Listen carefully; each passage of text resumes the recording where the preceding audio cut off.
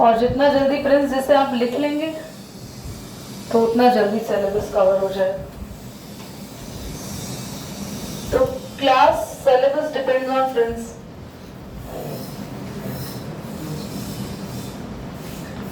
Prince कह रहे हैं कल से दोनों हाथों से लिखूंगा वायरस की तरह।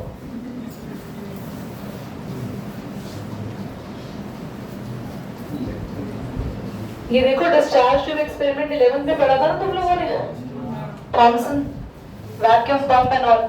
9th को पढ़ाया मैंने। रेडियो एक्टिविटी, रेडिएशंस, आयोटा, हाँ वो तो 11th को ही था। प्लस वो 11th का ही था। ध्यान से देखेंगे क्लास। अगर आप रिएक्शन RX यानी कि CH3Cl की रिएक्शन करा रहे हैं KCN के साथ, तो हमें मिलता था CH3Cn। और अगर यही सेम रिएक्शन AgCN, बेटा बहुत इंपॉर्टेंट क्लास हुई थी अरमान और कृष्टि प्रीवियस, तो दोनों देख लेना, वो यूट्यूब पर डाल दिए मैंने। मुझे पता है तुम्हें बहुत बोरिंग लगता है, मेरी ही क्लास को तुम मोबाइल पे देखते हो, तो बट प्लीज उसको देख लेना। CH3NC, यहाँ पे ये क्यों हुआ भैया, एक तरफ CN बना एक तरफ NC? क्योंकि KCN में ना आयनिक बॉन्ड है। आयनिक बॉन्ड होने की वजह से हमें जब ये बॉन्ड ब्रेक होता है मिलता है K+ एंड, बट AgCN में जो बॉन्ड है ना, that is the covalent bond. बच्चों पता है जब कोवेलेंट बॉन्ड ब्रेक होता है ना, तो कोवेलेंट बॉन्ड कैसे बना होता है? Covalent bond between the atom there is a shared pair of electrons, है ना? अब उस शेयर्ड पेयर ऑफ इलेक्ट्रॉन को कौन खींचेगा अपनी तरफ? C की तो कहीं औकात ही नहीं खींच ले, क्योंकि कौन बैठा है साथ में? दुनिया का third most electronegative element nitrogen. तो यहाँ पे Ag अलग हो जाता है और NC के ऊपर आ जाते हैं लोन पर। तो यहाँ पर N as an attacking agent होता है, बल्कि यहाँ पे पूरा का पूरा CN group as an attacking agent होता है। समझ में आया? इन दोनों डिफरेंस की वजह से AgCN में जो हमारा प्रोडक्ट बनता है वो NC बनता है और KCN में CN। करो हाथ में पॉज कर दो। देखो बेटा, अगर आप लोगों ने CH3Br की रिएक्शन AgCN के साथ कराई तो आपको क्या मिलता है? NC, है ना? और अगर इसी की रिएक्शन आपने KCN के साथ कराई तो आपको मिलता है CN। पर इसकी तो रिडक्शन मैंने सिखा दिया था आपको पिछले क्लास में, सोडियम ऑब्लिक C2H5OH की प्रेजेंस में, है ना? याद आया? मेंडियस रिएक्शन, लास्ट वाली रिएक्शन यही थी। तो 4 हाइड्रोजन में से 2 इसके पास आएंगे, कार्बन के पास, और 2 नाइट्रोजन के पास, और आपको मिल गया इथाइल अमीन। कैसा अमीन मिला है? प्राइमरी। अगर आप आइसोसाइनाइड की रिडक्शन करते हो तो आपको कैसा अमीन मिलेगा बच्चों? CH3NH, CH3 3 H कार्बन लेगा और 1 नाइट्रोजन। दीदी ऐसा क्यों? क्योंकि N हमेशा 3 ही बॉन्ड बना सकता है। इधर तो N एक ही बॉन्ड बना रहा था, तो बाकी 2 हाइड्रोजन से बनाएगा। 2 हाइड्रोजन की जरूरत थी, पर अगर N बीच में है, 2 बॉन्ड बना रहा है ऑलरेडी, तो एक ही बॉन्ड खाली है, एक ही हाइड्रोजन की जरूरत होगी। और क्वाइट ऑब्वियस ये कार्बन टर्मिनल कार्बन है, तो टर्मिनल कार्बन को भी 3 हाइड्रोजन की जरूरत पड़ती है। ऊपर वाले में हमें मिला सेकेंडरी अमीन, यस और नो? नाम आता है इसका NN डाइमिथाइल अमीन। एक और नाम N मिथाइल मीथेन अमीन। टर्ट क्या बोल पड़े तो मीथेन का ही हटाएंगे, ठीक है? तो नेम है इसके। अब हम आते हैं, सीखते हैं हॉफमैन अमोनोलिसिस। हॉफमैन अमोनोलिसिस क्या कह रहा है? Please pay attention. और मेरे ख्याल से हॉफमैन अमोनोलिसिस आप लोगों ने पढ़ा भी है 11th में पहले। CH3CH2Br की रिएक्शन करा रहे हैं अमोनिया, पर कंडीशन है कैसी अमोनिया होनी चाहिए? Alcoholic ammonia. If you haven't mentioned the alcoholic here, the number will be reduced. Medium जरूर मेंशन करना है ऑर्गेनिक में. क्लास HBr बाहर हो जाएगा, बोलो. और बचा क्या? NH2. यहाँ आ गया CH3 CH2. You got your primary amine. मैं आपको इस रिएक्शन से सिखाने वाली हूँ. आप प्राइमरी अमीन बना सकते हैं, प्राइमरी से सेकेंडरी, सेकेंडरी से टर्शरी, टर्शरी से क्वाटरनरी तक बना सकते हैं. देखिए वो कैसे? आपको जो अमीन मिला फिर से रिएक्शन करा दो इसकी इसी सेम हैलोएल्केन के साथ. देखो बच्चों, क्विकली टेल मी, ये Br भाग जाएगा किसके साथ? एक. और जैसे ही HBr बाहर जाएंगे तो N का एक बॉन्ड खाली, तब N का एक बॉन्ड खाली होगा तो N के पास कौन आ जाएगी? ये चेन. तो CH3 NH में चेन को डबल लिख दो. समझ गए ना आप लोग? अब फिर से एक H निकालेंगे तो फिर दोबारा रिएक्शन. ये कैसा बना बेटा? Secondary amine. बहुत बढ़िया, मतलब ये संगीत आज भी बजता है. HBr बाहर, और ये जब H बाहर निकलेगा तो N का फिर से एक बॉन्ड खाली हो जाएगा और चेन आ जाएगी. और यहाँ पे N के पास ये बना टर्शरी अमीन. नाम इसका क्या लिख सकते हैं बच्चों? NNN triethylamine. एक और नाम भी लिख सकते हो, N-इथाइल नहीं, NN डाइथाइल. मतलब दो चेन को तो साइड चेन मान लेना, NN डाइथाइल, और एक चेन को मेन चेन मान लेना, इथेनमाइन. NN diethyl इथेनमाइन. फिर एक और बार रिएक्शन कराते हैं. चलो, CH3 CH2 Br. दीदी अब तो कैसे रिएक्शन कराओगे? है ही नहीं इसके पास H देने को. तो कोई बात नहीं है, नहीं तो हम जबरदस्ती यहाँ पर चेन को अटैच कराएंगे. कितनी चेन हो जाएगी जल्दी बोलो? और क्योंकि N 4 बॉन्ड नहीं बनाता तो N बेचारे के पास प्लस आ जाएगा. और Br, ये जो बेचारा Br गया, इसको भी इसका सहारा नहीं मिला तो वो भी इसके साथ ऐसे लग जाएगा. तो इसलिए बोलते हैं इसको क्वाटरनरी अमोनियम आयन. आयन लिखवाया ना मैंने, तो आयन वर्ड मैंने किसी और के साथ तो नहीं लिखवाया. मैंने प्राइमरी, सेकेंडरी, टर्शरी, क्योंकि किसी भी चार्ज, किसी में चार्जेस आए ही नहीं, इस बेचारे में चार्जेस आए. और इसका नाम कोई लिखना चाहेगा?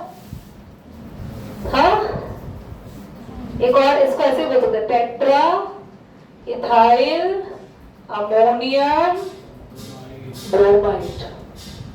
और भी बहुत सारे नाम है, पर एक ही लिख लो. चलो करो बॉस. नाइट्राइट ही नहीं लिखा शुरू से.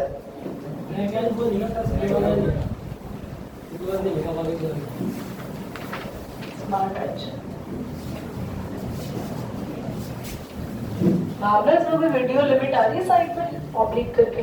नहीं.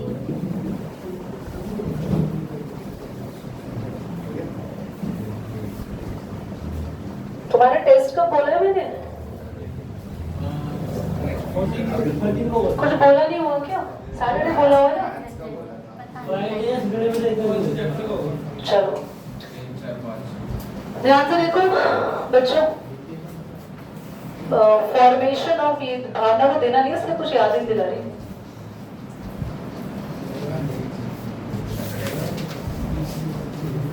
क्लास देखो इधर, CH3.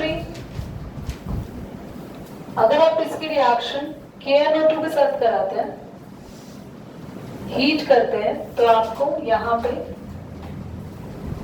ONO, ये ONO क्यों लिखा मैंने? Why I have written ONO here? क्योंकि ये एक्चुअली में है तो NO2, पर इसको क्योंकि बनाया KNO2 के साथ है ना, तो ऐसा लिखते हैं. क्योंकि ये नॉर्मल NO2 नहीं है, it's not a nitro, it is nitrite. इसका नाम है इथाइल नाइट्राइट. देखिए ऐसा क्यों? क्योंकि KNO2 के साथ जब भी रिएक्शन होती है तो oxygen as an attacking group बनता है, क्योंकि ऑक्सीजन पे नेगेटिव चार्ज आता है. पर वही सेम अगर ये रिएक्शन बच्चों जो सेकंड पार्ट में लिखवाया था, किसके साथ करते हैं? किसके साथ करते हैं जल्दी बोलो? AgNO2. तो AgNO2 में कैसा बॉन्ड है? कोवेलेंट. तो कोवेलेंट बॉन्डिंग होने की वजह से लोन पर यहाँ पे, ये मत कहना ऑक्सीजन का इलेक्ट्रोनेगेटिव उस पे आना चाहिए था, लोन पर नहीं. नाइट्रोजन के पास ही लोन पर आते हैं. और यहाँ पर CH3,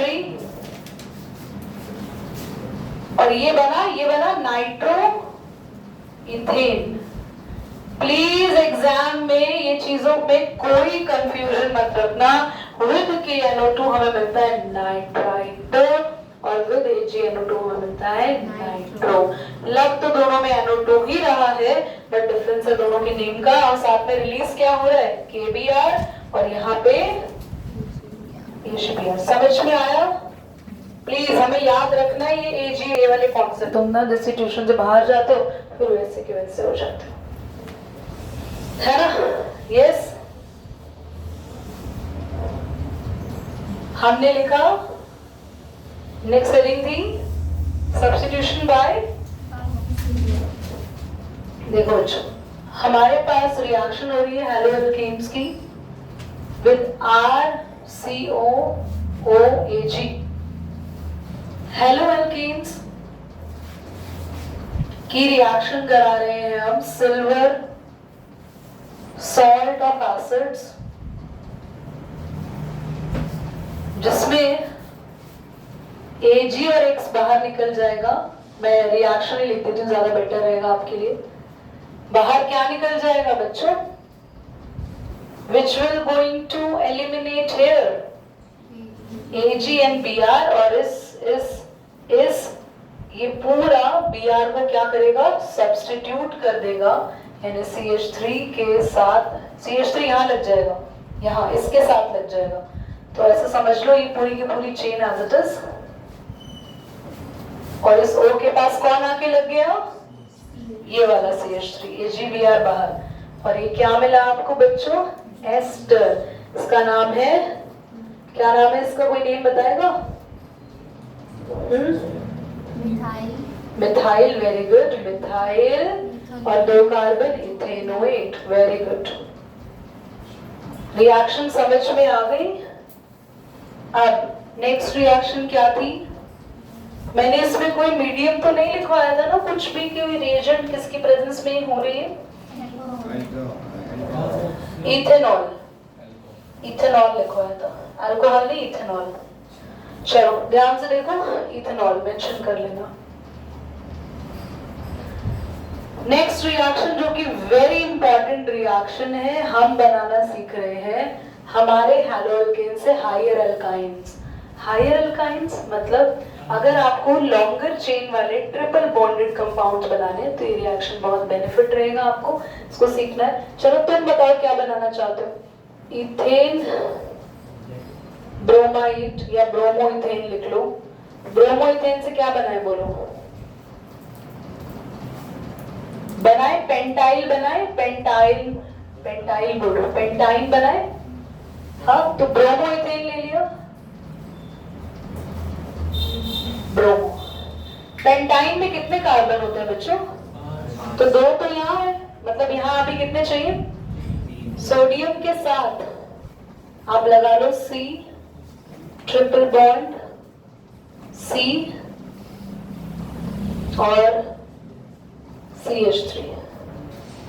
होगा क्या, ये यहां आके अटैक कर लेगा, Na और Br बाहर, और ये पूरी की पूरी पेंटाइन वाली चेन यहाँ आ गई। 3 कार्बन है ना? हाँ ठीक है, एक मिनट। ये ब्रोमो है ना, तो इससे प्रोपाइन बन सकता है, पेंटाइन नहीं बन सकता। मैं बताती हूँ क्यों। क्योंकि हमेशा इस केस में हमारा जो टर्मिनल, मतलब हमारे जो 2 कार्बन के बाद जो रेस्ट ऑफ द चेन बनेगी ना, उसी में ही हमारा ट्रिपल बॉन्ड आएगा, बीच में नहीं आ सकता। पर मैं ये भी बताऊंगी बीच में कैसे आ सकता है, पर पहले ध्यान से देखो। तो हमने बनाया एक कार्बन नहीं बल्कि ब्यूटाइन बनाएंगे। प्लीज इसको ऐसे मत सोचना कि पता नहीं क्यों नहीं बन रहा है, मैं भी समझाऊंगी रीजन। ध्यान से देखो सभी बच्चे। एक्चुअली मैंने रिएक्टेंट गलत ले लिया बस, और कोई रीजन नहीं है। रिएक्टेंट चेंज करना था मुझे। ध्यान से देखना बच्चों, आपके पास जितनी भी लंबी कार्बन चेन चल रही हो, अगर आपको उस चेन के अंदर पीछे एक ट्रिपल बॉन्ड जोड़ना है तो ये रिएक्शन उसके लिए है। रिएक्शन किसके लिए है? जो भी हमारी कार्बन चेन चल रही है उसके पीछे हमें क्या अटैच करना है? तो दीदी पेंटाइन नहीं बना सकते? बना सकते थे भैया पेंटाइन। पेंटाइन के लिए मुझे यहाँ पे क्या लेना चाहिए था? ब्रोमो इथेन की जगह ब्रोमो ब्यूटेन लेना चाहिए था। 4 कार्बन। तब जाके वो अट्रैक्शन होता है। समझ में आया? तो बेसिकली यहाँ पर हम लोग क्या कर रहे हैं, हमें जो भी कार्बन की चेन है उसके पीछे ट्रिपल बॉन्ड लगाना सीख रहे हैं हम लोग। पर ये कंपाउंड धरती पे एग्जिस्ट नहीं करता। ये जो सोडा, ये जो सोडियम इथाइन है ना, ये ऐसे थोड़ी आ गया, अब इसको भी बनाना पड़ता है। तो थोड़ा सा दोबारा समझेंगे, इस रिएक्शन को थोड़ा सा कॉम्प्लिकेटेड है। जब भी कभी आपसे ट्रिपल बॉन्ड बनाने की बात आए तो आपको क्या बनाना पड़ेगा, पहले तो ये बनाना पड़ेगा। ये आपको दिया हुआ नहीं होगा, बनाना पड़ेगा, क्रिएट करना पड़ेगा। दीदी इसे कैसे बनाना, ध्यान से देखो। जितनी भी लंबी चेन आपको चाहिए आप वो ले लो, यानी कोई भी एल्काइन ले लो और उस एल्काइन की रिएक्शन करा दो सोडा अमाइड, इसे कहते हैं सोडा अमाइड।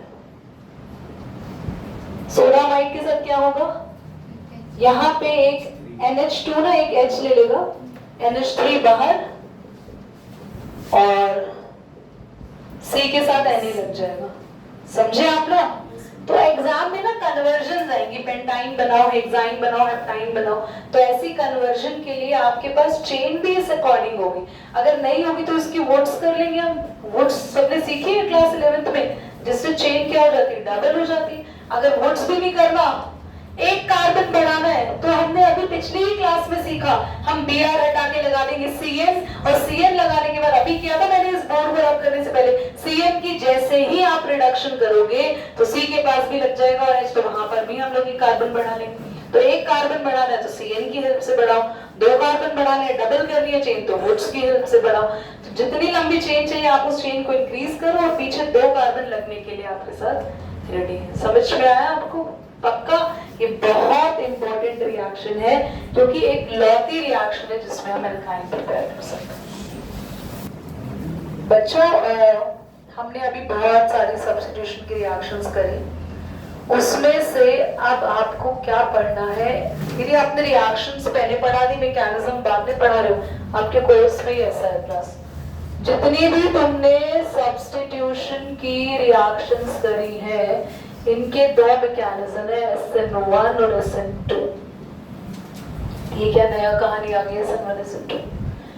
यानी कि हमारे पास जब भी कोई भी ग्रुप हेलो एल्कीन पे सब्स्टिट्यूशन परफॉर्म करने आएगा तो या तो वो SN1 मैकेनिज्म से आएगा या SN2 मैकेनिज्म से आएगा।